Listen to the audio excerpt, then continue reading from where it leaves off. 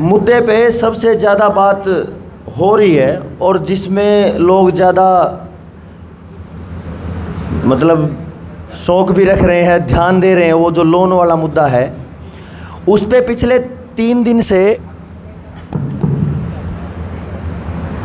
जो कई राज्यों के बहुत सारे ग्रुपों में जो कचरा चल रहा है उसको एक बार हम क्लियर कर लेते हैं। और जो सबसे मेन चीज़ जो निकल के आई, एक साथी का फ़ोन आया मेरे पास कि आपको पता है ये क्यों हो रहा है, ऐसा हुआ क्यों? क्योंकि जनता सरकार मोर्चा के इस अभियान में जो अभी काम शुरू हुआ वो ग्राम सभा पे बात करना शुरू कर दिया। और जैसे ही ग्राम सभा पे बात करना शुरू कर दी तो उससे एक परिणाम आया समाज में बड़ा कमाल का। बैठ जा। उससे क्या हुआ,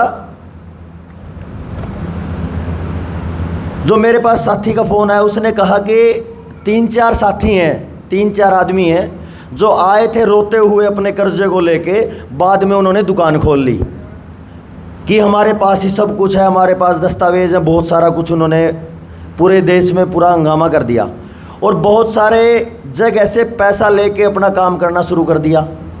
पता चला 3 जगह पे पैसा डिस्ट्रीब्यूट हो रहा है। पहले नंबर पे मेन चीज़ जिसका ये आरोप है, 3% ले रहा है राजू मिश्रा, 1.5% ले रहा है कोई भानु प्रताप नाम का कोई वकील, और 1-1.5% और है उसका, मेरे को ध्यान अभी नाम ध्यान से उतर गया। तो इस तरीके से बंटवारा हो रहा है। और ग्राम सभा की एक मीटिंग पिछले महीने गंगानगर में मुकलावा गांव में हुई और वहाँ पूरे गांव में एक शानदार परिणाम आया और पूरे गांव ने एक तरफा निर्णय कर दिया कि भाई अब हम लोन नहीं भरेंगे। जैसे ही बैंक वालों ने वहाँ आना जाना बंद कर दिया तो राजस्थान में उसका काफ़ी असर पड़ा है और वहाँ जितने लोगों ने इन लोगों को पैसा दिया था, अब इनको से वो वापस मांगना या इनको परेशान करना उन लोगों ने शुरू कर दिया। अब जब इनकी दुकानदारी अब बंद होने वाली है और दुकानदारी बंद होने का जो प्लान चल पड़ा उस एरिया में, तो अब इनको समस्या होगी कि क्या किया जाए। तो अब बदनाम किया जाए। बदनाम करने का जो इन्होंने पॉइंट उठाया, लगभग राजू मिश्रा का एक ग्रुप है उसमें 15 दिन पहले उसने एक पॉइंट उठाया था कि अब ये वैदिक परिवार नियोजन नाम से एक नया बखेड़ा शुरू करेंगे, जबकि इनको पता कुछ नहीं है, अप्राकृतिक बातें करते हैं, इस टाइप से बहुत कुछ उसने बताया। अभी 3 दिन पहले फिर मेरा और देवेंद्र भाई का फ़ोटो लगा के और पूरा चिट्ठा लिखा है, पूरे भारत के जेएसएम का जितना एरिया, जितने लोग जुड़े हैं, उसमें ये लिखा कि इन दोनों ने अपना चोरी करके, जब लोगों का कोई समाधान नहीं निकला तो सुनील ने क्या किया, अपने लोन का पैसा भर दिया। और ये तो हो गया अब एक तरफ, और लोगों को बेवकूफ़ बनाने का प्लान चालू है। यानी जो लोग पूरे देश में चिल्ला चिल्ला के कर्ज मुक्ति की बात कह रहे थे, वो अपना पैसा भर के एक तरफ बैठे हैं और लोगों का बेवकूफ़ बना रहे हैं। ये मैसेज गया महाराष्ट्र के ग्रुपों में, वहाँ से मैसेज आने शुरू हुआ। मेरे पास पर्सनली 50 मैसेज आए, क्या ये सही है? तो मैं केवल हंस रहा था और बोल रहा था कि कोई बात नहीं, थोड़ा चर्चा करेंगे आराम से और इसका पूरा चिट्ठा और पूरा काला चिट्ठा खोल देंगे।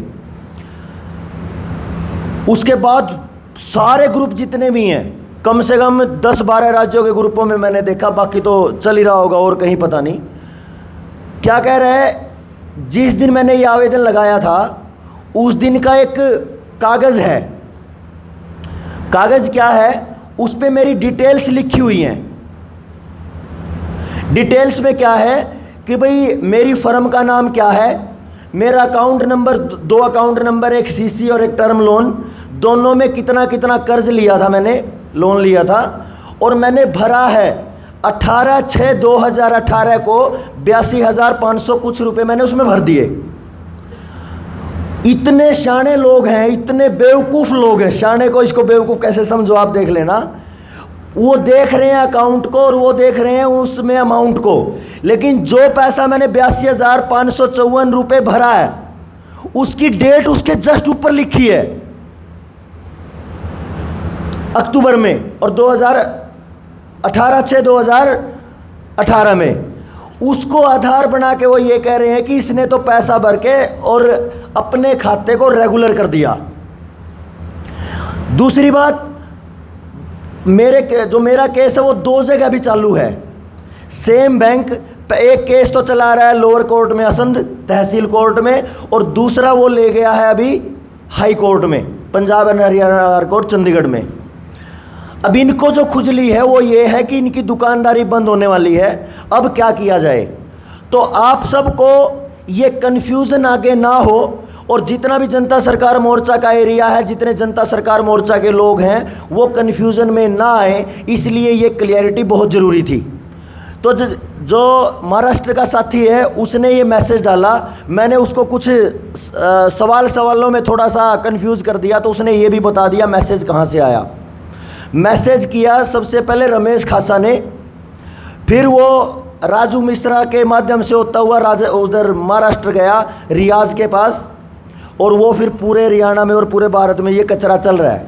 तो उसके रिजल्ट के रूप में या उसके समाधान के रूप में कि क्लियरिटी हो, मैं आपको ये कागज़ दिखा देना चाहता हूँ। ये पूरा पुलिंदा, ये लगभग 100 पेज से ज़्यादा का पुलिंदा मेरे पास आया हाई कोर्ट से।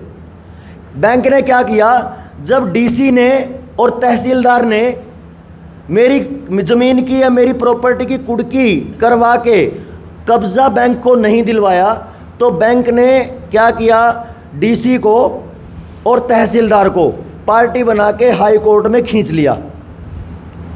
अब इसमें पार्टी बना रखी है 3, मैं, तहसीलदार और डीसी।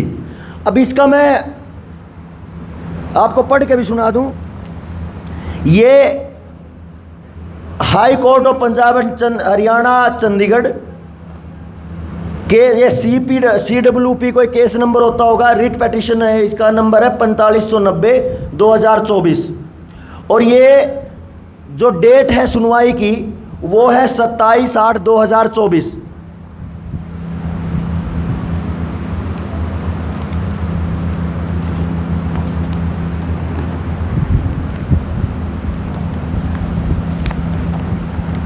दिख रहा है ना इसमें, देखिए क्लियर कर देना इसको।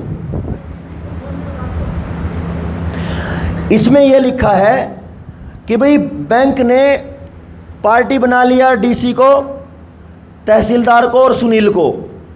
डीसी और तहसीलदार को इसलिए पार्टी बनाया कि जवाब दीजिए, आपने कब्जा लेने के लिए, कब्जा बैंक को दिलवाने के लिए पुलिस क्यों नहीं दी या सहयोग क्यों नहीं किया बैंक का। अब उसका कारण ये भी हो सकता है कि मैंने जो रिपोर्ट की थी SHO, SP, DSP, DGP, chief secretary, DC सबको भेजा था, उसके कारण से भी हो सकता है। उसके बाद मैंने एक धोखाधड़ी के केस की एप्लीकेशन और डाली थी। मेरी धर्मपत्नी का ये के नाम से ये केस था और उसको इंग्लिश पढ़नी नहीं आती, तो उनका साइन करवा लिया। तो मैंने ये डाला था कि भाई वो तो पढ़ती भी नहीं है अंग्रेजी, ना उसको ये बताया गया कि ये कब्जे का नोटिस है या कुड़की का नोटिस है, किस चीज़ का नोटिस है, बिना बताए साइन करवा लिए, ये धोखा है। ये भी मैंने सबको भेज दिया, SHO से लेके चीफ सेक्रेटरी हरियाणा सरकार तक। अब क्या रहा क्या नहीं रहा पता नहीं, कब्जा लेने के लिए किसी भी डिपार्टमेंट ने पुलिस नहीं दी, ना तहसीलदार ने अलाउ किया ना DC ने, और उसका परिणाम ये आया कि वो ऐसे धक्के खाते रहे और कब्जे की बात नहीं हुई।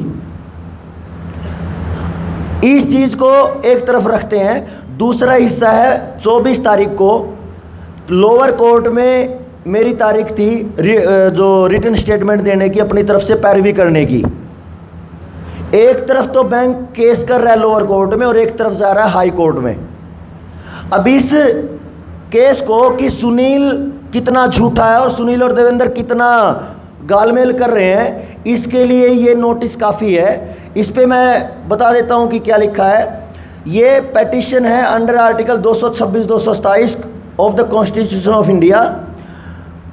You are hereby informed that the said petition has been fixed for hearing on 27/8/2024 and that if you wish to urge anything in reply to the petition, you may appear in the court on that day and file your written statement 3 days before that day, either in person or through any advocate।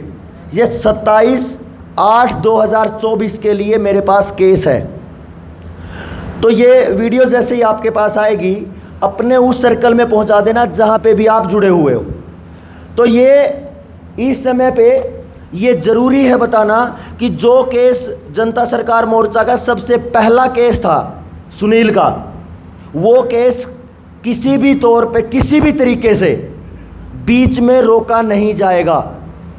इसी कांड के लिए तो दुनिया भर के लट खा लिए, दुनिया भर की जगह कांड कर लिए। अगर यही हमने ठंडा कर दिया तो ये अभियान में बहुत ज़्यादा दिक्कत आ जाएगी।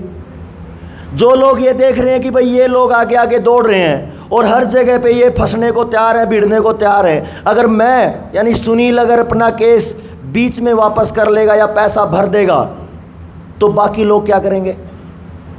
जो इस उम्मीद पे हैं कि जनता सरकार मोर्चा इस मामले में कुछ बड़े नतीजे की तरफ आएगा। तो उन सभी लोगों को मैंने एक बात बोली कल बहुत गुस्से में कि अगर आप सच्चे हो जो इतने बड़े अभियान पे लांछन लगा रहे हो, या तो तुम डूब मरना, नहीं तो मैं डूब मरूंगा अगर मैं झूठा हुआ तो। इससे ज्यादा तो मैं क्या कह सकता हूं। 100 ग्राम को खा लिया चलो आपने कह दिया है ना, लेकिन ये जो पूरा का पूरा सीन चल रहा है इसको सब लोग देख रहे हैं। और जब मेरे ये मैसेज बार बार गए तो अब उनको ये लगने लगा ये तो गड़बड़ होगी, धोखा हो गया, अब क्या किया जाए। बोलते ठीक है आप अपनी पैरवी नहीं कर रहे हो, अपना रिएक्शन नहीं दे रहे हो तो छोड़ो। मत छोड़ेंगे नहीं ऐसे। ये कोई मजाक नहीं है कि आपका मन करे आप लांछन लगा दो, आरोप लगा दो, मन करे तो उससे पीछे हट जाओ। या तो डूब मरना तुम, अगर तुम झूठे आरोप लगा रहे हो, नहीं तो हम मुंह नहीं दिखाएंगे, हम डूब मरेंगे भाई अगर हमने गलती की है तो। अब यहाँ पे जिन दुकानों को बंद होने का समय है उनकी दुकानें बंद होंगी ही, लेकिन उनका चरित्र, उनका चेहरा सबके सामने आ जाना चाहिए कि वो इस सारी की सारी बकवास को लेके क्यों दौड़ रहे हैं। वैसे तो ये वीडियो कल शाम को बना के और डाल भी देते, लेकिन मेरा ये मन हुआ कि जो साथी कल ट्रेनिंग में आए हुए हैं, जो 3 दिवसीय ट्रेनिंग करनाल में चल रही है, ऐसा कन्फ्यूजन आने वाले समय में इन लोगों को भी हो सकता है। क्यों जी? तो ये क्लियरिटी, ये पूरी की पूरी सफाई का जो अभियान है विचार का, ये यहीं क्यों ना कर लें। अगर किसी का मन करे पढ़ने का तो ये कागज यहीं है, कोई परेशानी नहीं है। वो सारे कमेंट जो उन्होंने किए वो भी पढ़े अपने पास। तो जब भी इस तरीके का कोई नेगेटिव विचार किसी भी आदमी के द्वारा, किसी भी व्यक्ति के द्वारा अपने ग्रुपों में चलाया जाता है, तो जब तक सीधे कनेक्शन से क्लियरिटी ना हो तब तक हम विश्वास ना करें उन गलत मैसेजेस का। क्लियर हुई बात आपको?